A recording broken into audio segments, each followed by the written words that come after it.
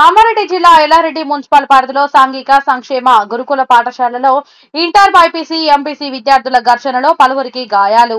ఇట్టి విషయం తెలుసుకున్న జోనల్ అధికారిని రాణి ఎల్లారెడ్డి, ఆర్డీఓ మన్యం ప్రభాకర్, తహసీల్దార్ అల్లం మహేందర్, సిఐ రవీందర్ నాయక్ గురుకుల పాఠశాలలో సంఘటన స్థలాన్ని పరిశీలించి విద్యార్థులతో జరిగిన సంఘటన వివరాలను అడిగి తెలుసుకున్నారు. సాంఘిక సంక్షేమ గురుకుల పాఠశాలలో రాత్రి సుమారు 12 గంటల సమయంలో బ్యాట్లు, వికెట్లతో ఇంటర్ సీనియర్ విద్యార్థులు తమ మాటలు జూనియర్ విద్యార్థులు వినడం లేదని గొడవకు దిగారు. సీనియర్లమైన తమకు రెస్పెక్ట్ ఇవ్వాలని జూనియర్లతో పంచాయతీ పెట్టుకున్నారు. ఇది చివరకు పరస్పర దాడులకు దారితీసింది. ఈ ఘర్షణ ఇరు వర్గాల 2 గ్రూపుల విద్యార్థులు గాయపడగా రాత్రి స్థానిక ఎల్లారెడ్డి ప్రభుత్వ ఆసుపత్రికి తరలించి ప్రథమ చికిత్స అందించారు.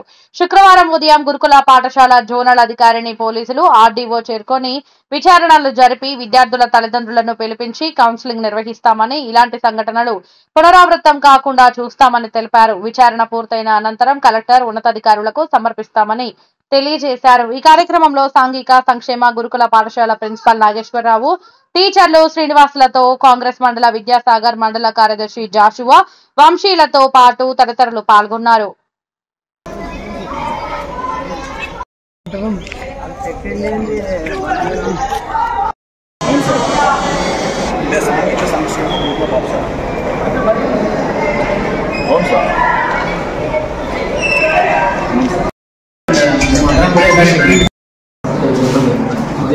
विजय संपत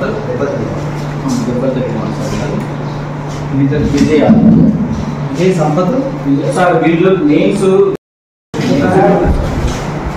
नवीन सर मे बी खत्म हो गया ना सिस्टम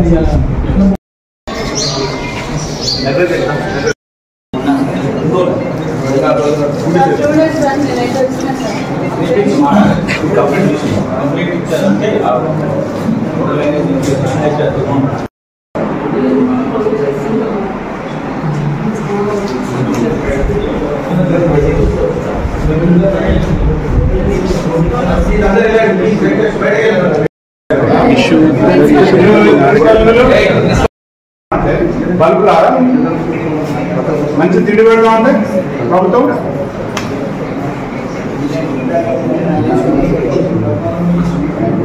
అంత బాగా బలిచున్నారా? మీ అబ్బాయి బాగా డబ్బులున్నా మరి ఎందుకు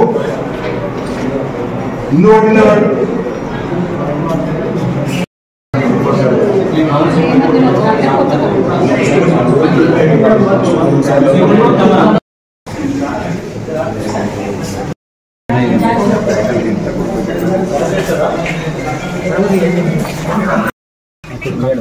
మేడం ఇటు చూడండి.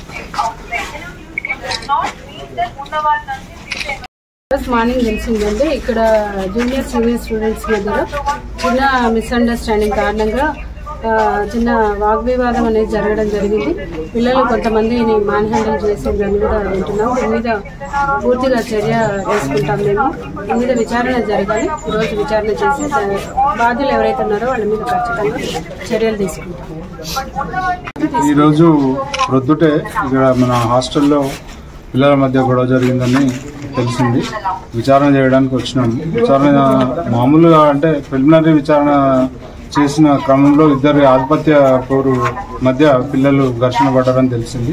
అందులో కొంతమంది చిన్న చిన్న ఇంజురీస్ కూడా అయినాయి. వాటిని విచారణ చేసి వాళ్ళ తల్లిదండ్రులను, పిల్లల తల్లిదండ్రులను కూడా ఇక్కడికి పిలిపించి విచారణ చేయడం జరుగుతుంది. ప్లస్ వాళ్ళకు కూడా, పిల్లలకు తల్లిదండ్రులకు కూడా కౌన్సిలింగ్ ఇస్తాము. అదేవిధంగా రాత్రి డ్యూటీలో ఉన్న పండిత్ అనే ఎంప్లాయ్ ఎవరైతే ఉన్నారో ఆయన మీద తప్పకుండా క్రమశిక్షణ చర్య తీసుకోబడుతుంది. ప్రాథమికంగా విచారణ చేసి 4 గంటల వరకు వాళ్ళ పేరెంట్స్ని అందరినీ పిలిపించి వాళ్ళ కౌన్సిలింగ్ ఇచ్చి తగు చర్యలు తీసుకోబడుతుంది. Thank you.